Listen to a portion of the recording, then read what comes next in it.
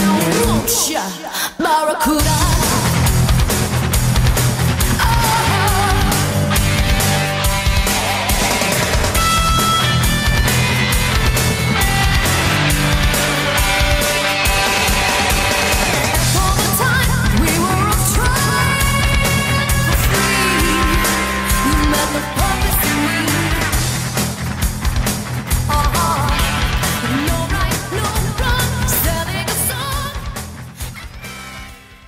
What's going on, everybody, and welcome to episode number 3 of Clobberin Time. I am Rob Moy, and we are live right here in Studio B, right here in lovely Bruton, Alabama, and we're finally able to come to you tonight without bad weather. The last 2 Wednesday nights has been atrocious, horrible weather, and joined, as always, by the best producer in the business, Mr. Ken James. Ken, how you doing?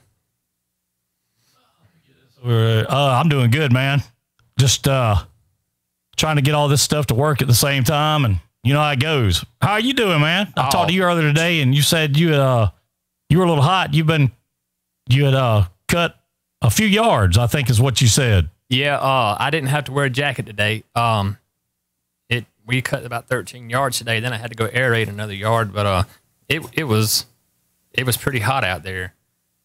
However, it does beat freezing to death because there's nothing in the world worse than trying to be on a lawnmower when it's 24 degrees outside. That's brutal. That's a whole nother kind of pain. Good evening, everybody. That's already Speak up. tuning in tonight. We got Hot Rod. We got Raj. We got Boo Boo. We got Amy Boutwell. We got Mark Miller. Man, we got a bunch of folks in here tonight already. We got Jamie. How you doing? Real quickly, honestly, this is my first foray into professional broadcasting, so I have bad habits that I've got to get rid of, such as it was brought to my attention, but I promise I saw it, listened to it earlier from last week. I have a habit of, in between words, sometimes I go, that's a bad habit. I'm going to try to break it. I'm bad about doing that too. Yeah, my wife said I sounded like Lance Russell from Memphis Wrestling back in the day when he would start trying to bring up a storyline. If he got kind of drug, he would say, and coming to the ring now is Jerry Lawler, and he's going to, and he would just drag it on for 10 or 11 seconds sometimes. Yeah, I called you boo-boo, Wendy. I sure did. That's what everybody calls you now. So there you go. I hope everybody's doing well. Like I said, this is June 6th. We are near 24 days away from the Dash Bash. And right there in O'Bannon Park, it's going to be a tough night. That night, it's going to be rocking and rolling. Headlined by the Velcro Pygmies, and opening up for them is going to be Love and War. Chrissy and Max are going to be doing an acoustic set, and then Max is going to hop on the bass there for the Pygmies. He's going to be working doubleheader that night. He's going to earn his sandwich. Hello, Chevy Ann. Once again, Mark Miller. Hello, Jessica James. Yep. Yeah. I get tore up about saying all the time, but oh well. It's just one of them things, man. I guess it's just Southern dialect, I guess. If we can't think of something to say in between a couple of words, with the stuff like that. It's a habit I'm going to have to break. I'm sorry. This is unscripted television, folks. That's what you get. Sometimes you get the good with the bad. But I just did it right there. Sorry. But like I said, hopefully this is our first storm-free night here on Clobberin Time, and I'm hoping we can get some good receptions tonight. Last week, I had talked to DJ last week, and he said he was in on the feed, but I never saw his name, and he was commenting stuff, and I never saw it until after the show. And I saw a couple of comments from T-Bone, but then later on he dropped off.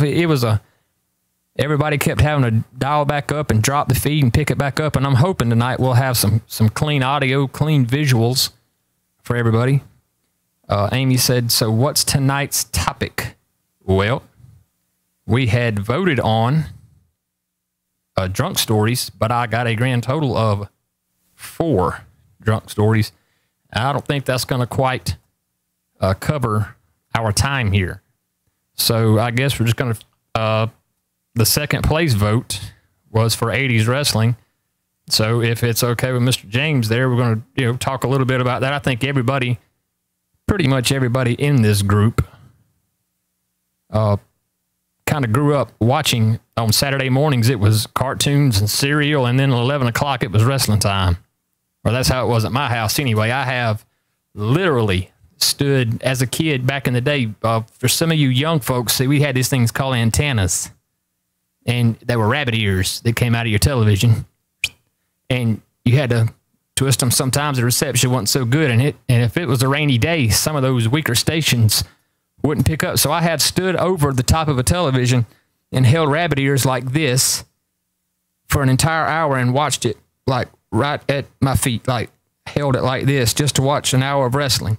Now that's dedication. Not too many kids these days would do such a thing because now we have satellite dishes and all this stuff, and you don't have to work as hard for it now. But when I was a kid, that was my life. Yeah. I can literally remember being, gosh, probably 3 years old. And one Saturday morning, my dad was flipping through the channels, and there it was, and there was Hulk Hogan. And let's see, that would have been 84-ish. He won the title in 84, in January of 84. So Hulkamania was going strong, and if you were a kid, I know around our way, if you were a kid, you were a Hulkamaniac.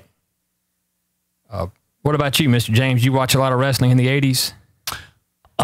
Just a little bit. Just a little bit? Here or there. Yeah. I was a wrestling fan.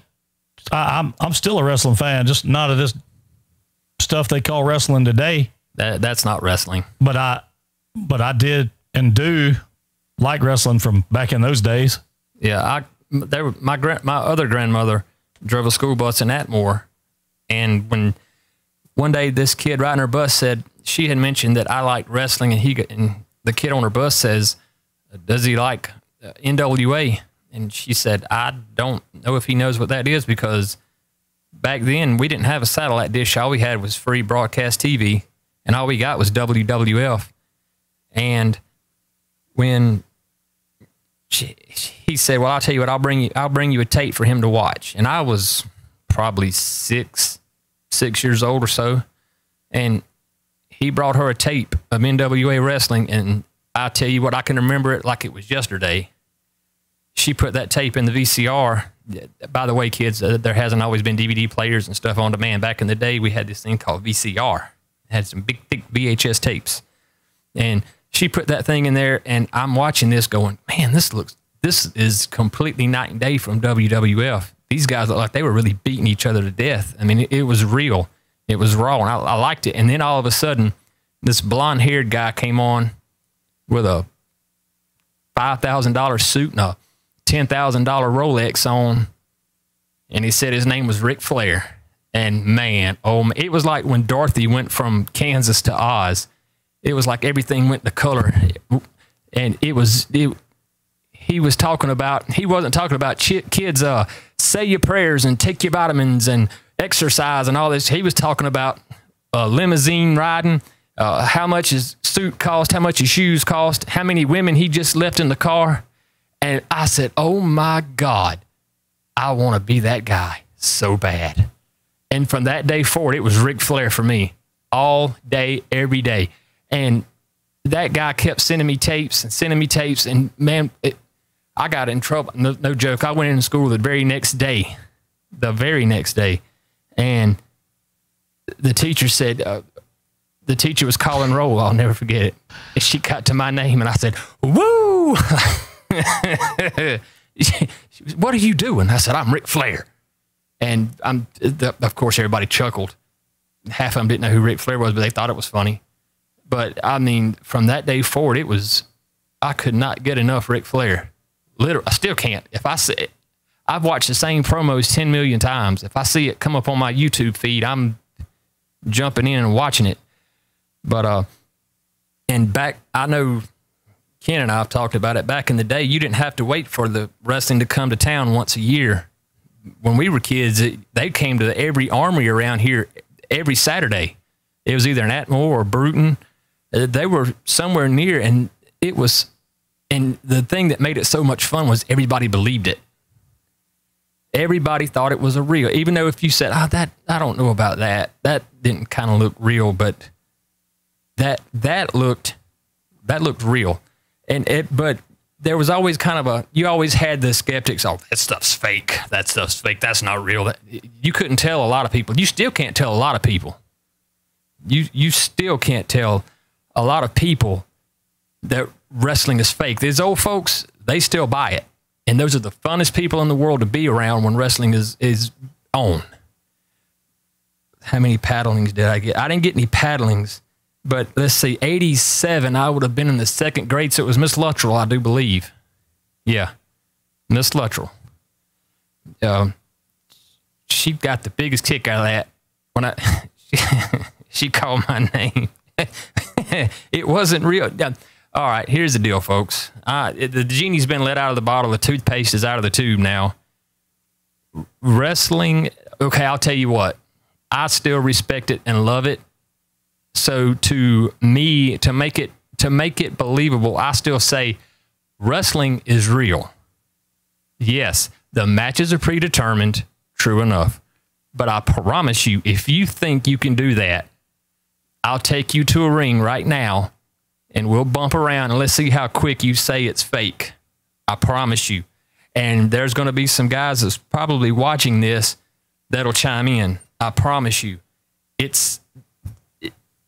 Nowadays, you get it a little bit easier, but back in the day, whenever you broke in, there were lots of wrestlers, even Ric Flair, who were not smartened up or told it was predetermined until their very first match. They were trained that this was a shoot or that it was real. That's how the business kept going for so long, even if you were in it. Think about this. If you're training to be in this business and you believe it's real, the fans will believe it's real. And that's how people kept selling. That's how wrestlers and promoters sold tickets.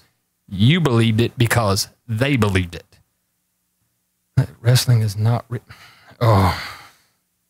Mandy, I tell you what, I love you to death, but I'm gonna let that. I'll let that one slide for you. I'm gonna let that one slide. It has to be fake, or all those little folks.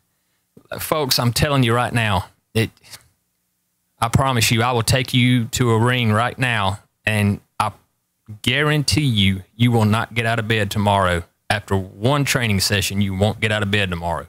It's the matches are predetermined, but it's not fake. I'll fight you, and I'll tell you that right now. We thought it, and that's why that's why the wrestling was so good, because we all believed it. And think about this just for a moment, and see, nowadays the wrestlers, they go out there and they go through a routine, and then they get in the limousine with the same guy they just wrestled, and they're sending out Instagram photos and all that stuff. Back in the day, bad guys and good guys, or heels and faces, they couldn't even eat in the same restaurant together. They couldn't even stay in the same hotel together because they kept kayfabe alive, and that's how they made people believe. That's how they sold tickets. And you don't go to the Avengers, or you don't go to the X-Men, or you don't go to Twilight, or whatever it is you watch, and then have the actor look at the screen and wink and go, this isn't real. See, you buy it. And at the end of the girl movies or whatever, you're crying because you bought it. And that's how they sold tickets. Let's see. The storylines are fake. Boo Boo representing, she knows. Her grandmother dog cussed, what's his name, old Mario Galento one night till the fly went light on him. Why? Because she thought it was real. And my great-grandmother, dog cussed guys because they believed it. But let's see. I've gotten in the ring a couple times, and I was sore the next morning. I'm telling you, folks, if you think that ring is just an oversized trampoline, you've lost your mind. I promise you, a wrestling ring is made out of legit metal and legit wood. And if you hit that mat, It's like having a car crash doing 35 miles an hour. Your body stops. Yes, there's a little bit of give, very little. But I promise you, it's not fake. You can legitimately get hurt. Put Mandy in a figure 4. No. That's how people wind up in lawsuits. Ken James, which one is it? I don't remember. I was sitting there trying to remember. Is she talking about Austin Idol? We flew from Las Vegas. And there was a wrestler on there. I just can't remember which one of them it was. I got into the wrestling business just by sheer luck, accident. I went down to Milton with a buddy of mine, and we got to the building, and there was Sika, the Wild Samoan, and he ran that show. And some guys got in the ring, and I was just doing a ring announcing stuff, just ring announcing, little odd end jobs, and they wanted me to be a manager because they heard I cut a decent promo, and some guys were going to have a little match before the show actually started, just to work some ring rust out. And I got in there and I refereed, and they got done, and here comes Sika, a legit bad dude. Any of those Samoans, don't fight them ever. Period. That's just a pro tip for you. Don't ever bow up at any Samoan. Ever. You don't want to make that mistake. Not even a little bit. Unless you have a gun in each hand, don't fight a Samoan. Ever. Don't do it. Ever. Period. I wouldn't wish that on my worst enemy. Anyway, he walks up. He goes, "Hey, brother, come here." I said, "Yes, sir." He goes, "You referee before?" I said, "No, sir, I haven't." He goes, "You referee now." And what do you say to Sika? A legit bad dude, and he's the boss. I said, "Okay." He goes, "You have referee shirt?" I said, "No, sir." He starts yelling at some guy, goes, "Make phone call, get referee shirt now." And they got me a shirt, and I started reffing, and that's how I got to do the reffing gig. Just sheer luck. Talking about those Samoans, he's a legend now. He works down in Tampa. He owns a car wash now, but his name was Haku. And that dude, legit, one night in a bar in Minnesota, some guys wanted to start messing with Mr. Perfect Kurt Hennig, and it was 4 Marines. And Haku, if Haku likes you, he'd fight. He'd fight you tooth and nail. And they were messing with Mr. Perfect, and Haku told him leave him alone. And the dude said, "Hey, you leave me alone, you fake wrestler." Well, Haku bit the guy's nose off and spit it on the floor, and then reached in another guy's mouth with these 2 fingers right here, his bird finger and his thumb, and reached in the back of the guy's mouth and broke out his back 4 teeth with his bare hands. And it took 12 cops and 3 dogs to subdue him. They sprayed him with mace, and he drank it. So don't ever fight a Samoan. None of them are weak. There's not a weak one in the bunch. There ain't a brunt amongst them. They will straight up hurt you. Call one of them fake and see what happens. At any wrestler, don't ever make that mistake either. That's just a pro tip for you. I thought you were. Yeah, I ordered that ref shirt, boo-boo, from Dick's Sporting Good for that show down in Valparaiso. But down there when I worked at Sika's, they had to round me up a shirt that night. That very first night, they had to round me up one. They had to make a few phone calls. And if Sika starts making phone calls, oof. Let's see what we got here. Yeah, Z-Man said the baddest dude ever. Yeah, don't legit. If you go down to Tampa area and your car gets messed up in that car wash down there, don't just leave. Just leave, because it ain't gonna end well. Same way they sold tickets. Yeah, back in the day, in Texas, there was a company called Mid-South Wrestling, and owned by Bill Watts. And if you got in a fight in a bar and you were a wrestler and you lost to a civilian, you were fired the next day. That's how protected the business was from the dawn of, I guess you could say, early wrestling from the 1920s up until about the 80s. Wrestling was a closed society. Anybody can get into business now. You're looking at a guy right here. In the 80s, they would have probably broke my leg just to run me off. It was a protected business. I tell you what. How many drunk stories did you say you got? 4. 4? 4. Well, I guarantee you could ask some drunk stories, and I guarantee you some people would throw some up here real quick. What you want to bet? What you got, folks? Come on, give us what you got. I'll tell you one, and she asked me to keep it anonymous, but a lady told me they had left and went to Hardee's one night in Flomaton way back in the day, and she bought, I think, 3 hamburgers and left them on back of the truck, and they went up here to the Ace of Hearts, and she just threw the burgers on back of the truck, and they left about 2 o'clock in the morning, and she came back out and got her hamburgers, and she ate one. She said, man, these hamburgers sure are spicy. And then she got into some light, realized they were covered in ants. She had eaten an ant-covered hamburger, and they were all over her arms. So that was a woof.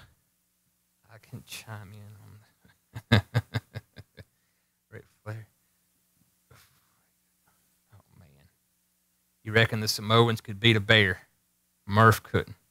That used to be the gimmick back in the day before Let's don't even get started on the bear on wrestling on wrestling bears. We done some of that. Murph, yeah, that's right. Murph couldn't. I'll tell you that right now. Murph got slapped by that thing, and when he got out of those doggone ropes, he had that big bear paw print up next to that noggin. He decided it was time to retire, and I think he did right then. He retired. Back in the day, before the animal rights activists and all that, speaking of that, Mike, before the animal rights activists got really a hold of everything, that was one of the big attractions. They made a lot of money with the wrestling bear, but back then they would put a muzzle on the bear, and they would pull its teeth. Was this one time at band camp? I'll tell you what happened one night. I'll tell you this one. I'll tell you what, I think some people were drunk out there that built that doggone bridge in Riverview is what I think. That's how they missed those inspections. Yeah, we still waiting on the DOT to show up, and I still need to figure that one out, boss. And explain what went on with that. I mean, I could tell you, we've been waiting on that one. Still waiting on it. That literally deserves the meme. You had one job. You had one job. That's all they had was one job. One job. And they haven't. Apparently, they couldn't take care of business the correct way. Now, they still had to take care of business. Here's the question that I didn't get to ask this morning that no one brought up. Now, this bridge that was built for 25 years, right? What can happen from there? I mean, we can have 4 lanes of bridge out there until 23 years after that, and then we got to tear that bridge down, and then we'll have several more years of the 50-year bridge to use, right? That I heard you bring that up, and that is a very excellent question. However, and another question that didn't get brung up. Now, I'm going to get called a moron for this. However, you have to think about everything, folks. What if they rebuild this bridge for 50 years, and then in 10 years we get flying cars? Boom, mind blown. Who is the? I'll tell you what. I think his name is Shannon. We have sent out a formal invitation to Shannon, to Neil J, right, to and Dolomite to come down and explain how these inspections got passed, through. Broadcast interrupted, boss. Okay, by mine showing pretty good. Yeah, just we're live. Okay. It came up on mine. It said broadcast interrupted. I thought we were shut down for a minute there. No. Okay. Sorry. No, I'm we looking good for that kind of stuff. I'm sorry. Hey, listen. This is we always a work in progress, man. That's why we call it an ish company. Yeah. Yeah. So that must have been an ish company building that bridge. Maybe that's Perhaps. why we did. That's why we didn't build it. Well, I mean, if we'd have built it, 14 million is what Dwayne King said the Bruton Standard said. Well, look, I have contacted this morning. I contacted the Alabama DOT office in Evergreen, Alabama, and have requested to talk to whoever the man in charge is up there and get him to come on drive time, right, and explain exactly what happened. I mean, right now we don't really know. I mean, I know what the Bruton Standard report. I'm not saying they're wrong. They may be 100% right. I literally watched that bridge get built because we have to go down to Milton and Pensacola every 2 weeks and cut all those McDonald's down there. And when you leave Bruton, you have to go through East Bruton, of course, and you have to cross that bridge. I watched them tear all those trees down, pile them up. Then I watched them let that dry out. Then I watched them burn that. Then I watched them build that bridge. And I'm telling you, all those people down there, and they get through and then it don't pass inspection, somebody owes me an explanation, is all I'm saying. Especially when it's our tax money paying for it. That's what I'm saying. It blows my mind. I mean, but anyway, yeah, we're gonna get some clarification. Hopefully, we're gonna get some clarification from from the man at the DOT office up there, named Shannon Bradley, Stephen Dollahite, and Neil Jackson. As long as we get if it's a good explanation, I'll listen to it. Well, they're gonna come in and set up, and they're gonna sing. What the explanation is. They're going to tap on a few concrete pilings. We're going to have some pieces set up of road signs, and that type of thing down in Studio C. Some good percussion. Yeah, well, they can set up and get busy. Yeah, it blows my mind. But, hey, they should have let some of these old school dads build that bridge. They didn't need a company to do that. Some of these old school dads could have built that bridge cheap, and it would have been 50 years easy. Just saying. But back to some stories. One night we go down to Flounders one night, and if you don't know about diesel fuels, just go outside and drink some gasoline real quick. Take about 4 good swigs of gasoline, and that'll get you about what 2 diesel fuels will get you. They're strong business. I'll just give a waitress a $100 bill and tell her to keep bringing them to you till that runs out. Well, brother, I tell you what, you'll run out for that $100 bill does. Nah. Okay. Nah. You ain't ever been down to a Blue Angel weekend, obviously. Let me just say it like that. One night we go down there to watch Fly By Radio, and we get there, we order our diesel fuels, and, slow sip on that thing. You ain't babysitting, but at the same time, don't run through them. And my wife got hers, and she made that thing disappear like a David Copperfield act. She goes, I'm going to go get me another one. I said, okay, go ahead. So, and she brings another one back, and it disappeared. And before I'm still working on number 1. She said, I'm going to get another one. I started doing the math in my head. I looked at Zach, and he looked at me, and we just kind of smiled. I said, you might want to slow down. Before I could get the word down out of my mouth, she goes, shut up. I'm getting another one. I said, okay, go ahead. She brought the third one back, and the half of that one, it disappeared pretty quick, but you could see it. It was like somebody turned on the light bulb. It was like check liver light came on. Dun, dun, dun. You're done. She got the weebles. She started. I said, are you okay? No. So, luckily, they went on break, so we go backstage with them, and let's just say she left all 2.5 of them diesel fuels in the backstage area of Flounders Chowder House. And then the fun part started. Now, I know everybody's saying, watch it, sucker. Everybody's saying, wait a minute now, she threw up. That should be it, right? Nope. Yeah, she threw up, but she was still drunk. How? Usually when I throw up, I kind of snap out of it a little bit. Not this night for her though. So she's walking, I mean, rubber-legged to the car.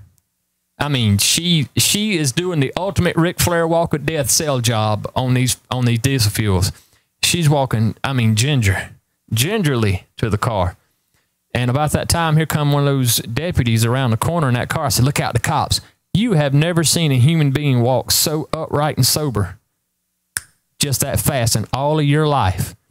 So we get her to the car. Zach's sitting in the front. She's laid in the back doing the beluga whale groan. We get to driving and we get off. You know, when you get off 110 to get on 10, there's that long curve, the on ramp to the actual I-10. It was the longest curve I've ever seen, and I was as sober as a dollar. And we're making that curve, and she says, and I quote, "Why did you make this curve so long?" I said, "I didn't build this highway." "Yes, you did." So Z-Man's up front, giggling like a schoolgirl. He thinks this is hilarious, but I've already told him, Zach, the next time she gets that drunk, she's going home with Z-Man. Because that was the longest ride from Pensacola to Flomaton, Alabama I've ever had in my life. Yeah, I've had one or two of those rides myself, but it wasn't me that was in bad shape. It was other folks. Oh my goodness, it was brutal. Like I said, I'm good. I'm as sober as a judge here, and I go to stop at that Kangaroo in Flomaton just to get me a water, just something to drink on. I said, "Do you want anything to drink?" "No." "No, I don't want nothing." And then I open the door, and she goes from Tammy Faye Baker to just as clean as she could be. She goes, "No, I'll take a water." When I closed the door, she started screaming. I'm telling you, folks, it was the longest night, the longest ride in the history. Yeah, Chevy Ann said Wendy called her that night. Said she was coming to Shark Fin to eat sushi with me. Chevy Ann, let me tell you something. That night, if she'd have showed up, she wasn't eating nothing but the napkins. She was gone. The lights was on, but wasn't nobody at the house. I got so mad. She kept on hollering about she wanted to go to a shark fin something. I said, "Heifer, we just left the beach. You're crazy." Anyone want to go? Mandy said, anyone want to go to Flounders with Mr. Maggie Rose? I don't know about that one, Mandy. Sounds like something Dusty Rhodes would say, don't it? Yeah, let me tell you something, baby. Who wants to go down to the Flounders? See Maggie Rose with me, baby. Yeah, she was walking that baby deer. She was spaghetti leg, brother. If she'd have flare flopped, by the way, Z brought it up in a comment somewhere. I'm sure there's a picture of it somewhere in the world, and I know who's got it. But I did the greatest flare flop in Flounders history backstage one night. I flare flopped in that sand. I took half a bucket of sand home with me. But it was a night. I ended up in Flounders one night. Everybody said, "Let's go to Flounders." I said, "Great, let's go." So we all get up there, and I turn around and look, and I don't know anybody. I don't see anybody that I went up there with. I mean, nobody. And when I say nobody, I mean like nobody. I'm like, next thing I know, I woke up on the front of a boat with a pair of Birkenstock sandals sitting next to me, some cut off khaki pants. Oh God! And nothing else. That was 8 o'clock the next morning. Oh my God! Yeah, I don't know what happened from about 1 o'clock to about 8 o'clock. Oh my God! I don't know what was going on. Me and my cousin. I mean, I just lost time. I mean, have you ever just lost some of your life? Yes, sir. That happened to me that night, and I ain't gonna blame it on diesel fuels. Yeah. I mean, a buddy of mine that was the Saturday that the Blue Angels was flying. A buddy of mine showed up down there with them old yellow igloo coolers that you fill up full of like water or Gatorade or whatever. I've got one sitting in my yard right now. Yeah, well, he showed up with one filled up full of some adult beverages. Ooh. Yeah, called Hunch Punch. Oh, no. Yeah. Not the Hunch Punch. Yeah, it was rough. Yeah, and that was at 7 o'clock that morning. Oh, my gosh. Yeah, 10:30 it was gone. Oh. Yeah, so you can imagine how it was a long day. It was a long night. And I think the Hastings boys from Flemington was involved on that story somewhere too, if I remember correctly. If anybody from Flemington's involved with a drinking story, it does not end up well. Well, there was some Flemington people involved. I can tell you that. You need no more. You don't have to identify them. Just say some folks from Flemington was there, and we got the rest of the story. Well, yeah, they were. That there were some Flemington people there. I mean, that night, Boo Boo got so messed up on them diesel fuels. I've seen people cry and I've seen makeup do all kind of crazy things, but her mascara ran up. It didn't go down her face; it ran up her face. I said, "Did you drink diesel fuels, or were you drinking the devil or something?" That I ain't never seen nothing like it in my life. It never.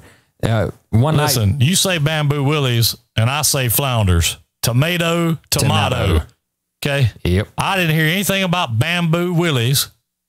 If she's telling the truth, she looked up and she didn't know anybody in Bamboo Willies. I mean, let's tell it like it is. Uh-oh. Yeah. Uh-oh. I mean, don't get me wrong. I had a great time. I just don't remember none of it. I mean, none. And on a boat, that's such a true song, Mark, because all I can remember is a buddy of ours named Bo Newton, Mr. Dirty Mexican himself, up on the front of that boat singing that song. I'm on a boat. I mean, she just kept on and on and on. Well, that's just like one of the things I remember from that night. That was let's all go to Flounders. I got my swim trunks and my flippy floppies. Yeah. You can't go straight. I don't know what happened. I mean, like that things just, anyway. One night they had a turkey banquet here in Bruton over here at the Hourglass, and my wife bunching in, they was hired out to wait to service the folks there. And she texted me, it was about 8 o'clock. She goes, we sipping wild turkey right now, or a Fireball or something like that. It was whiskey. I said, all right, now don't have too many, because you got to drive home. She goes, I'm good. And that was the last thing she said to me. Yeah. Listen, that's never good when you start a conversation off by, take it easy now. Yeah. She said, I'm okay. I'll be okay. I said, I put my phone down. I said, this is going to be a long night. I knew it. But I kept the faith. I said, she's going to be good. She just said she's going to be good. I'm going to listen. About 9:30. Now, I had just taken my sleep medicine. And about 9:30-ish, she texts me, can you come get me? So I've already got my pajamas on. Chevy Ann said you showed up in your PJs. That's exactly where I'm headed, Chevy Ann. Matter of fact, I didn't even have my teeth in. I had my teeth out, I had my pajamas on, and I drove to Bruton. Now, I want y'all to get this picture, okay? Oh, do you? I don't care. No. I know. That ain't what I'm talking about. I'm talking about the fact that you got up and went and done that. Let me tell you how that would have went if Jesse James had called me. Okay? Go ahead.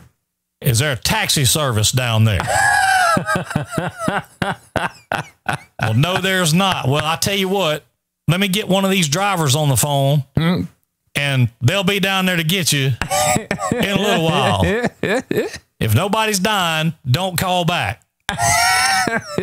See, I give everybody, I give the what I call the award for good measures. I give anybody one chance, and that was her one chance. And I was nice about it. I said, all right, now, this is your one chance. Now, if you do this again, you yo-yo. And when I say yo-yo, that means you own your own. Yo-yo, not YOLO. Well, yo-yo. I'm telling you right now, we went through them chances way, way back.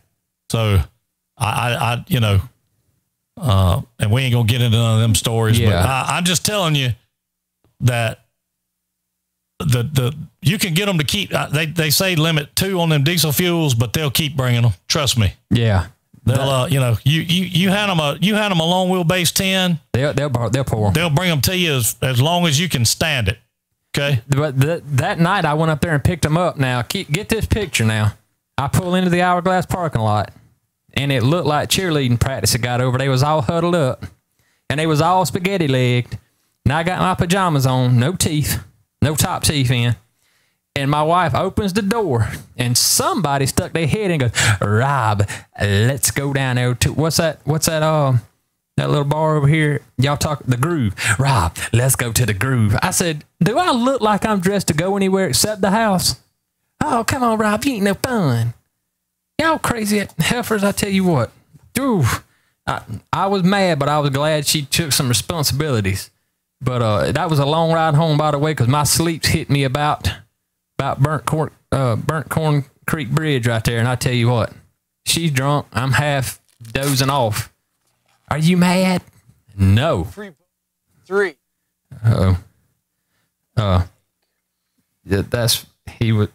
Hey, y'all called a grown man at 9:30 at night, wanting him to come pick you up. So. Cool.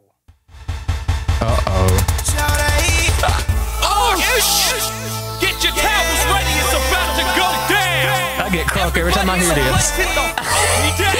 But stay on your mother toes. We running this, let's go. I'm on a boat. I'm on a boat. Everybody look at me, cause I'm sailing on a boat. I'm on a boat. I'm on a boat. Take a good hard look at the mother boat. Okay, we gotta get out of that. We would have had Club Studio B cranked up over here, and next thing we know, we're having a block party over here. Security in a place we don't need to be doing. No. We'd have had a police called on us. Yeah, we'd have been. I ain't worried about the police. We good there, but I'm just saying, we in a soundproof area right now. Yeah, I'm just saying. We'll have to turn on the disco lights up in here, and it'd be over with. It'd be pandemonium in the streets, baby. It's when David went down in the lion's den.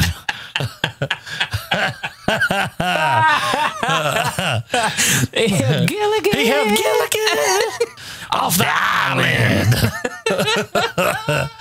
I want you to look right here. There's a God somewhere up above. He said, "Look, turn around. He is on high." Yeah, turn around for me. Hugh Hefner and Larry Flint, they can take the picture, but they can't make it. That Hugh Hefner on high.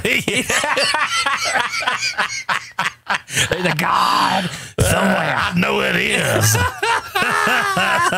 One night we went down there to Flounders, and I had I didn't drink any diesel fuels, but I had a couple rounds of Jack Daniels in that long dock out behind Flounders, and it makes that tea at the very end. I somehow or another wound up in the water. Completely missed the boat. What did he say? Catch me outside. How about that? I'm telling you. Catch me outside. How about Man, that? that boy good. Good and terrible. At the end, when he got through, that boy good. The old man sitting next to him after that second time, he said, "That boy good." He said, "You must have lost your damn mind." Hey. Yeah. This next young man right here, you might remember, is Opposite Joe on the What's Going Down episode of That's My Mama. Yeah. I'm telling you, man, you think I'm joking, but I mean, I can see Dirty right now on the front of that boat, like the Titanic scene. Oh, yeah. With his arms up. Yeah. I'm on top of the world, whatever it is, but he's singing, I'm on a boat. Oh, man, Z-Man just brought up a bad story. Talking about the flippy floppies. At Kinko straight, I'm flipping burgers, you at Kinko straight flipping copies. Rock Bottom. Man, we played, my band played there several times. Yeah, we went. Talking about Montgomery? Yes, sir. Yeah. Me and Z's been known to go up there. The last time Flyby played up there, they messed up. I don't know if they just didn't know we were coming or what's going on. We get up there, And the dude goes, $1 drinks, anything you want until 5 o'clock. I said, what? He said, anything you want, $1. I said, I want a beer. It was lights out pandemonium before 5 o'clock even got there. And this chick came along and she says, I'll drink whatever you guys are drinking. Well, she drank a drink with Zach, and then I brought her the double shot of Jack, and she goes, I can't drink that. And I said, bet. You better drink it. Well, she said she could. Yeah, I'll drink whatever y'all drink. Well, I brought her that double Jack, and she tried to turn it down, and don't ever turn down Jack Daniels. If I'm offering it to you, we cool. So she drinks her double shot of Jack, and let's just say there was a cleanup on aisle 3. Oof. She wound up in an uncomfortable situation is all I'll say. Zach, if anybody needs to tell that story, is Z-Man, because he saw the aftermath. And what's he say? What is it? About Gilligan. What did he say? Say it again. Just sit right back and you hear a tale of a faithful Hey, got Gilligan. Oh, darling. We should do that. Would be awesome if we could do a Bruton remake of Gilligan's Island. Yeah, we could. Awesome. Yeah, I know the exact creek bank we could go do it at. Exactly. That would be the jam. We've been talking about having a float down the creek anyway on drive time in the mornings. Dude, imagine that. Hey, how about this? BMP Island. I think we need to do, we've been talking about doing the drive in. I think we need to do Coming to America. I think that would be a great. Now, of course, it'd have to be, what would you be? What would that be this day and age? PG-13, maybe? Ish. Yeah. Something to that effect? Yeah. We could do that. Who cares? I think that'd be a lot of fun. Yeah. I've had all kind of ideas, like just do like little small stuff, like remakes, just almost like commercial type deal. Just it could be like a 5-minute short, just the best ofs. I think it'd be awesome. Jessica, she that's the truth right there. I don't like that. I don't like Uncle Jack. Well, I do, but that's the problem. And we need to have a poontanger party one night. Yeah, I don't even like the sound of that. Sound of what?